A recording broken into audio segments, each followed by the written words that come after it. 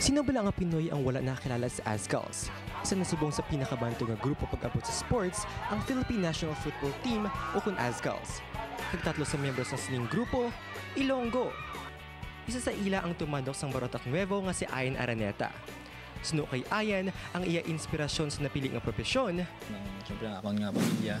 Ginahimo ko ni tungod sa akon nga pamilya gidya kaga tungod man sa fashion sa football muna kaga para sa mga kabataan hindi man para sa hindi kami tinigulang naman mo. So ginaubra namon ni para sa mga masunod nga henerasyon. Kang isang iban nga football teams ang makahampang man kuntani sa World Cup ang handom sang Azkals.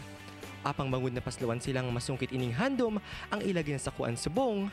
Siyempre may mga liga pa kami sa subong September. Malakat kami sa Taiwan para sa Long Teng Cup which is on September 28 to October 6. Pagkatapos damo kami mga friendly game nga buhaton diri sa Pilipinas na naman ara ang Nepal, Jordan. Tapos early next year ang Challenge Cup. Kung sagwa naman sang field kag wala sang hampang, ako ya Japon, lamang Japon, wala lang ako ng mataas na nalabot sa so wala pa na, ano pa lang, umpisa pa lang kami outside sang field, wala man kami isang dapat kaya nga ako niyang, ang amon niyang is may dapat kami pumatundaan kung ara kami sa sulod sang field. Pero ang askalya kung wala sa sulod ka field, ordinaryo lang ang tao, wala, ara lang ako ordinaryo lang ko yung tao kung wala ko sa field. Lakat lang ko, ara ko sa mga grupo ko, storya kami, pangapi, storya about football Japon.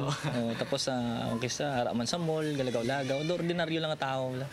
kung sa mga naghahandom man mangin kabahin sang Azkals sa pinakaadlaw, siyempre mas mayo sa umpisa pa lang pagtutong na kamamayo sa practice nyo kay may padulungan na ang inyong pagporsige sa pagampang football kaga may ara nakita professional league maumpisa na sa October ang UFL.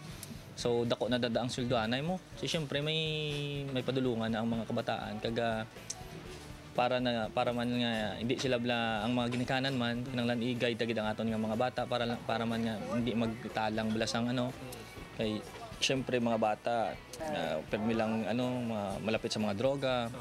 Dapat ang mga barkada sang kabataan naton i-guide mo natin sila para hindi sila sang landas, maligaw ng landas. kaang isang sport ang kabuhi, kinahanglan lang sa determinasyon, agud mangin mo din nalagon.